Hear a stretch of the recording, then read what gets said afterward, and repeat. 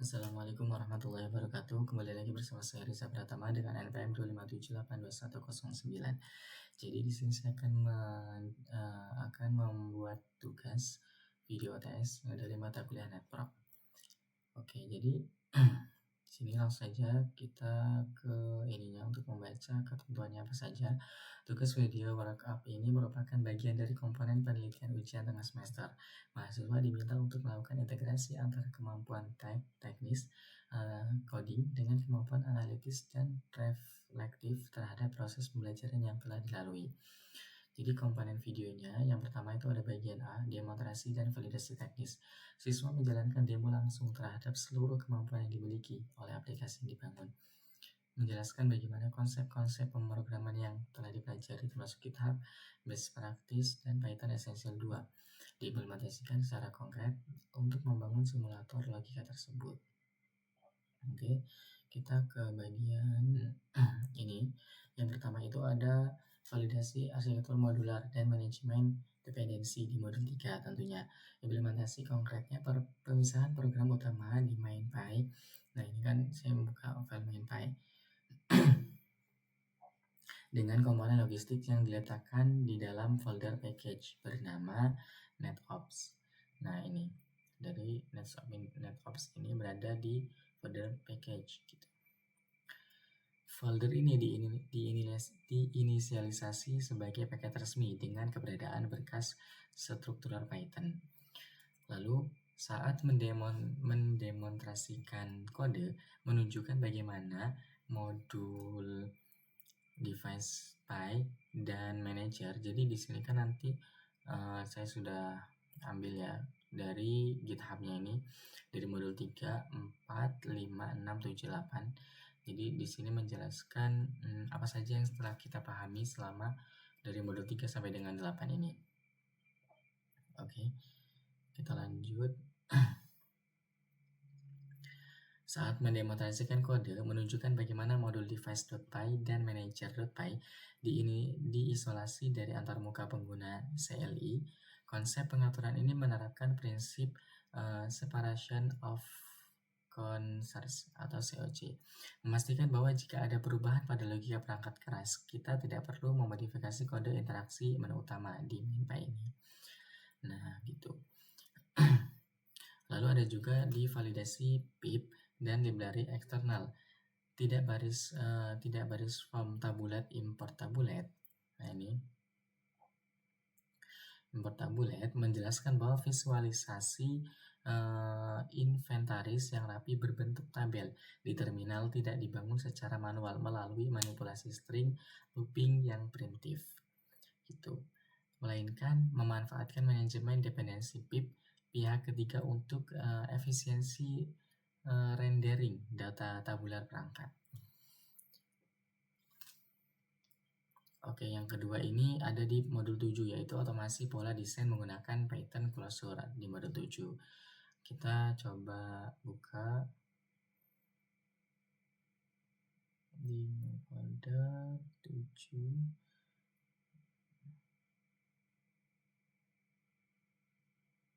Oke, nah di sini terdapat topik OOP PT3 Closure Generator. Otomasi pola desain menggunakan Python Closure modul 7 ini yang pertama menggunakan fungsi hostname factory allocation code di dalam MainPy.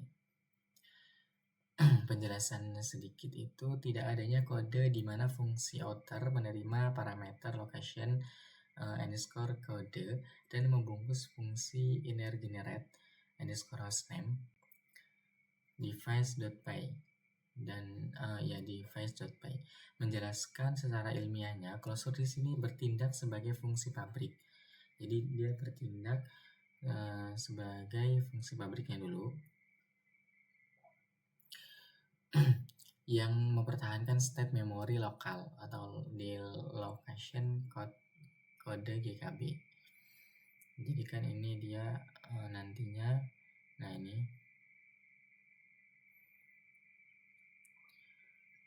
meskipun ruang lingkup eksekusi fungsi luarnya telah selesai dijalankan. Lalu di industri nyata, kesalahan manual manusia terbesar terjadi akibat inkonsistensi penamaan, yaitu di bagian konvensi penamaan perangkat pada pemantauan basis data dengan penutupan GKB namer, hostname, factory, GKB. Program mengunci penamaan standarisasi secara otomatis tanpa membiarkan operator mengetik ulang prefix wilayah di menu 1. Yang selanjutnya itu ada di modul 5 dan 6. Kita coba di modul 5 dulu.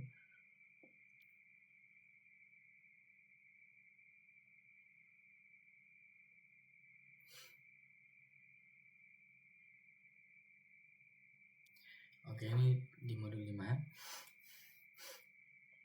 yaitu paradigma pemrograman berorientasi objek atau OOP dan polymer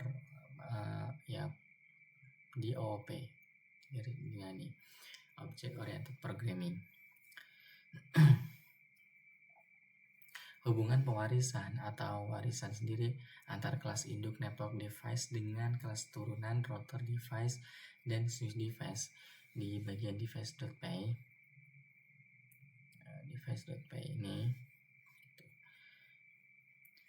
Penjelasan teknisnya, kelas induk pemetaan atribut universal perangkat jaringan yaitu hostname, IP address, dan status awal unknown.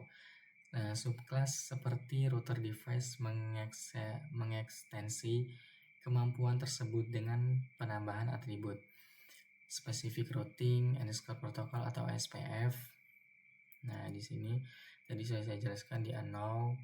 Lalu juga kita buka di bagian ini masih yang device ya.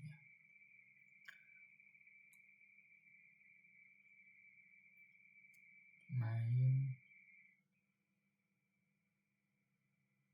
Nah, di bagian device main gitu. Oke. Nah, jadi seperti router device mengekstensi kemampuan tersebut dengan menambahkan atribut spesifik routing protokol SPF. Sementara switch device membawa atribut total port. Gitu. Penjelasan singkatnya, ini poin paling krusial menurut saya sendiri. Kesimpulannya, kedua subclass menulis ulang override fungsi check underscore status. Nah, kita cari dulu bagian device.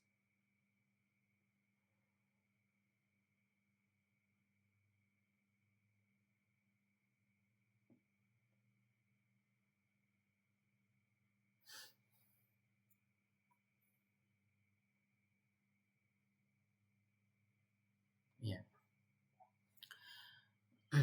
Ketika fungsi manager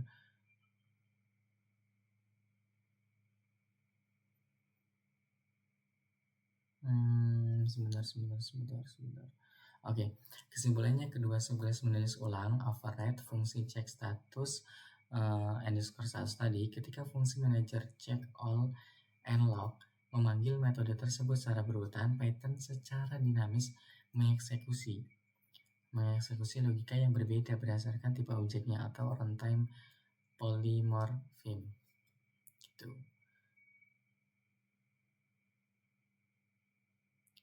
Oke, selanjutnya ini ada di modul 4 dan 7. Jadi kita akan bahas satu persatu.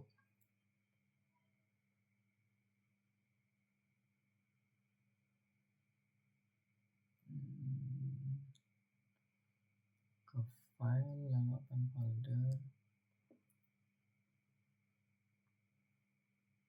Modul ke 4 dan 7. 4 dan 7. Oke. Ketahanan melalui pengecualian dan penanganan custom di modul 4 dan 7 tentunya. Implementasi konkret definisi kelas device timeout error atau exception. pas di dalam manager atau device.py pada evaluasinya dan mekanisme block trader accept di bagian manager. Oke, manager. Jadi di bagian manager ini ada device timeout error.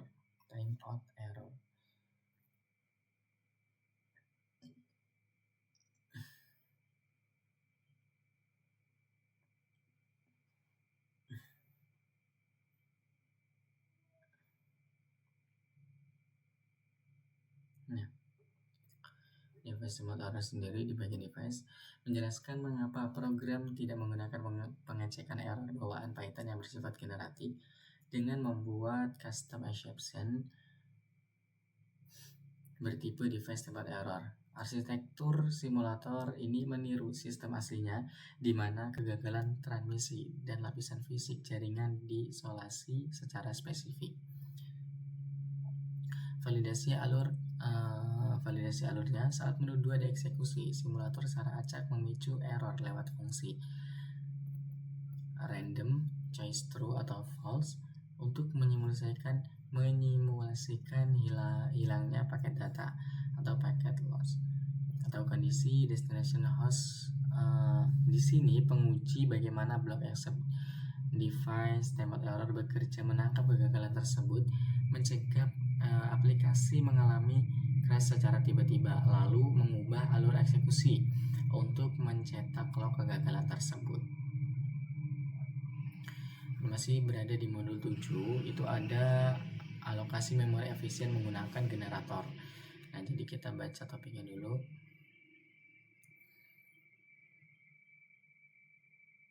Bagian main dan closure dan generator.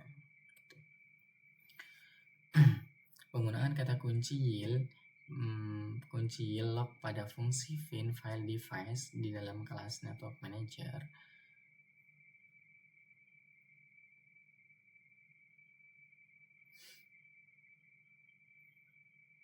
Nah, ini yield. Oke. Terjadi bagaimana fungsi ini memproses riwayat aktivitas self task history. Bedakan secara kontras antara fungsi konversional menggunakan return dengan generator menggunakan yield. Fungsinya dengan return mengalokasikan ruang memori RAM yang besar sekaligus untuk menampung seluruh daftar-daftar data yang ada di log. Lalu justifikasi on-demand processing. Simulator ini menggunakan generator karena dalam jaringan nyata berkas log audit bisa berukuran ber-3 gigabit dengan yield. Aplikasi menerapkan evaluasi malas. Evaluasi malas ini di mana data kegagalan diekstrak satu persatu dari file secara on-demand hanya karena operator menekan tombol enter di menu 4 dipicu lewat instruksi next error underscore generator. Oke, selanjutnya kita di modul 8. Bagian modul 8. Oke,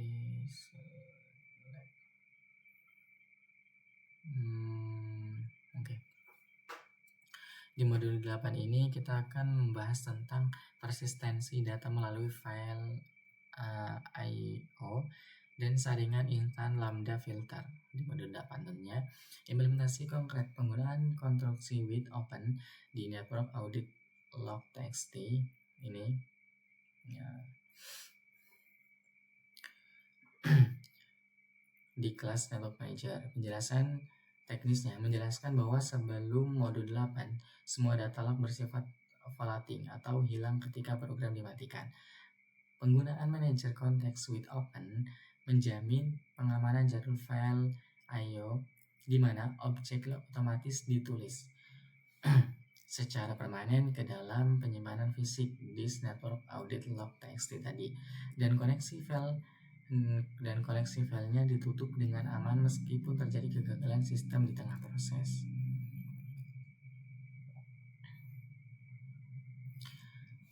Penjelasan teknisnya, optimasi analisis dengan lambda tidak menu 5. Program ini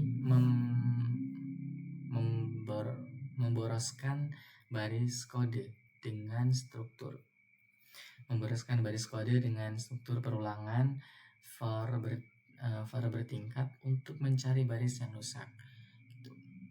Sebaliknya, fungsi anonim atau baris lambda line file ini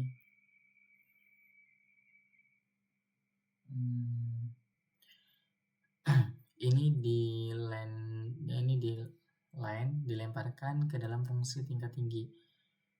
Fungsi ini melakukan operasi pemindahan data secara instan langsung dari array memori teks mentah, memisahkan kejadian jaringan secara bersih, dan menyajikan laporan analitis, kuantitas kegagalan secara presisi. Oke, di sini yang menu A sudah kurang lebihnya saya jelaskan seperti itu. Lalu yang kedua itu ada di bagian B, refleksi dan tantangannya.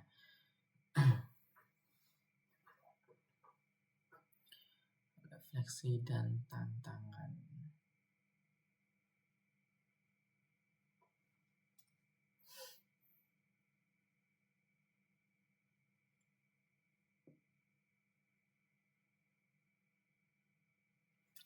Jadi di sini kan kita disuruh pada bagian ini siswa harus berbicara sejujur mengenai perjalanan belajarnya. Yang pertama itu memikirkan materi yang paling mengubah cara pandangmu atau paling efektif dalam pemrograman dan menjelaskan kegunaannya dalam tugas ini. Ungkapkan materi yang paling menantang atau paling sulit selama setengah semester ini dan usaha apa yang telah dilakukan untuk menaklukkannya. Yang ketiga, ceritakan kendala utama selama mengikuti perkuliahan dan praktikum jaringan 1. Oke, materi yang paling mudah atau mengubah cara pandang yaitu di bagian Object Oriented Programming, di bagian Custom Exception. Jadi sebelum masuk ke modul 7 dan 8, sudut pandang kita terhadap penanganan kesalahan cenderung pasif. Kita hanya tentunya menggunakan blok try-except generatif untuk mencegah program agar tidak keras secara tiba-tiba. Data log aktivitas juga bersifat volatil hingga begitu saja dari memori RAM saat program dihentikan.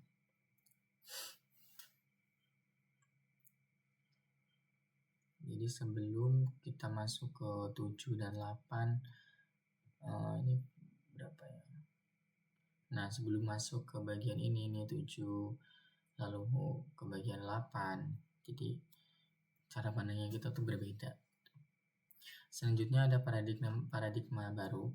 Kombinasi custom exception dan file I/O mengubah cara pandang kita bahwa sebuah skrip otomasi jaringan harus memiliki kemampuan ketahanan dan keterlurusan yang tinggi. Dengan mendefinisikan kelas error spesifik seperti device time out error tadi yang saya jelaskan tadi. Device time out error. Seperti yang saya jelaskan sebelumnya, program bertindak layaknya alat monitoring standar industri yang mampu melindungi jenis kegagalan jaringan secara presisi. Lalu melalui manager context with open network audit log.txt, berarti pada bagian yang ke-8 ini, data log tersebut dilemparkan ke media penyimpanan fisik secara permanen. Kegunaannya sangat vital dalam tugas ini. Program mampu menjembatani data mentah hasil pengecekan status di terminal menu 2 menjadi database log historis terstruktur yang nantinya siap diolah-olah fungsi analitis menu 5 kapanpun dibutuhkan. Jadi ini data log ini melihat perkembangan kita.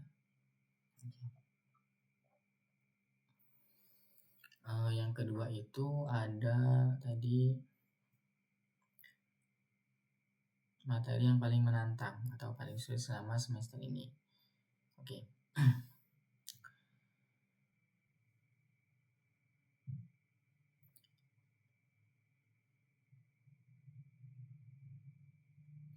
Menurut saya sendiri itu pada alur logika evaluasi malas atau lazy evaluation itu kan, pada generator serta sintaks anonim serta lambda dan filter. Menurut saya sendiri, sifat fungsi eksekusi di Python bersifat linear dan rakus memori atau bersemangat dieksekusi. Memahami bagaimana suatu fungsi dapat menghentikan dirinya sementara di tengah jalan menggunakan kata kunci yield. Sementara itu di tengah jalan dia menggunakan kata kunci yield. Ini menyimpan keadaan internal objeknya, lalu menunjukkan kembali dieksekusi tepat di baris yang sama saat dipanggil oleh instruksi next, merupakan lompatan logika yang cukup membingungkan bagi siswa. Ditambah lagi dengan pemangkasan struktur blok, perulangan for menjadi fungsi anonim satu baris menggunakan lambda yang menuntut perubahan paradigma penulisan kode menjadi lebih deklaratif.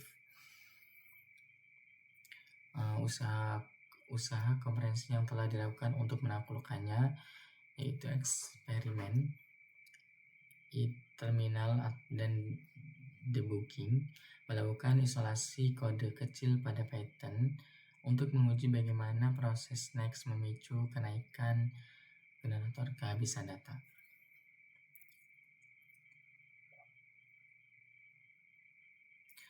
Visualisasi alur eksekusi data, membuat diagram alur memori internal untuk memetakan bagaimana transfer data dari file array network audit logs txt ke dalam fungsi tingkat tinggi di filter itu.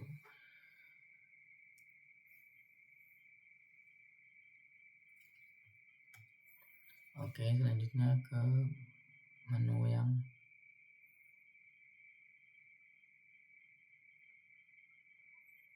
bagian 3, ceritakan kendala utama selama mengikuti program dan praktikum. Programan jaringan 1. Ceritakan kendala utama. Oke. Kendala utama selama perkuliahan dan praktikum ini pemrograman jaringan 1. Pada bagian analisis kendala nyata abstraksi versus realitanya. Kesenjangan antara simulator kode dengan perangkat fisik. Kendala terbesar dalam mata kuliah pemrograman jaringan 1 adalah tingkat abstraksi yang sangat tinggi saat menggandakan infrastruktur jaringan secara lokal melalui kode program. Mahasiswa dituntut untuk membayangkan bagaimana sebuah baris objek Python router device atau switch device merepresentasikan perangkat fisik hardware asli seperti Cisco, Juniper, atau mikrotik lainnya. Lalu sinkronisasi teori protokol dengan logika OOP, yang dimana menyelaraskan status operasional protokol jaringan dunia nyata seperti kalkulasi jalur terpendek pada tabel routing OSPF tadi, atau pemblokiran, atau juga penerusan status pada spanning tree protokol atau STP ke dalam bentuk variabel, atribut, dan metode overriding berbasis pemrograman yang berfokus pada objek yang memerlukan konsentrasi ganda. Kita tidak hanya harus memahami algoritma jaringan secara teori, tetapi juga harus mahir menuangkannya ke dalam arsitektur kode Python esensial 2 yang bersih dan modular tentunya. Jadi di bagian cerita tadi mungkin sedikit cerita realita gitu selama perkuliahan setengah semester ini di mata kuliah jaringan komputer 1. Oke, mungkin sekian video dari saya. Apabila terdapat kesalahan saya akhiri. Apabila terdapat kesalahan saya mohon maaf. Saya akhiri. Wassalamualaikum warahmatullahi wabarakatuh.